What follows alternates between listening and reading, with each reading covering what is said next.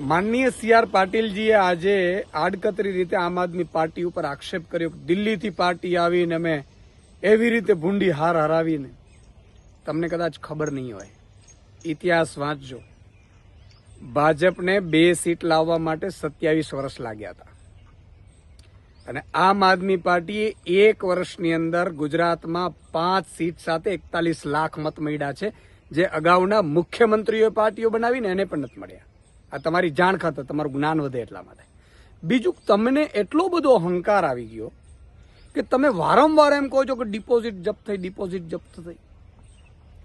તમારી ડિપોઝિટો પંજાબમાં કેરેલામાં કેવી રહી છે ને એ આખું ભારત જાણે છે.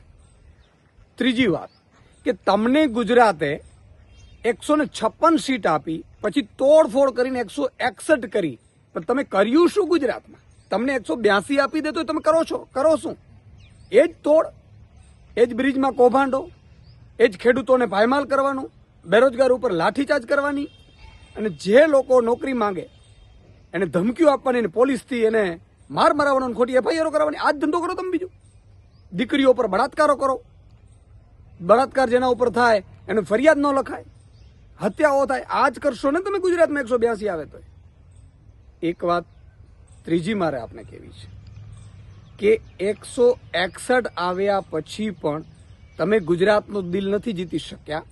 આમ આદમી પાર્ટી 1 સીટ પાછી પેટા ચૂંટણી જીતી અને આખા ગુજરાતના 7 કરોડ નાગરિકો આમ આદમી પાર્ટીની જીતનો જશ્ન મનાવી રહ્યા છે. એ શું કામ? કારણ કે અમે લોકો માટે લડીએ છીએ. અમે હારશું જીતશું એ ખબર નથી, એ તો જનતા ઉપર ડિપેન્ડન્ટ છે. જનતા નક્કી કરશે, ગુજરાતની જનતા જે ઈચ્છે એ કરશે. પરંતુ તમારો અહંકાર એક દિવસ ગુજરાતની જનતા નક્કી ભસ્મભીત કરશે. તમને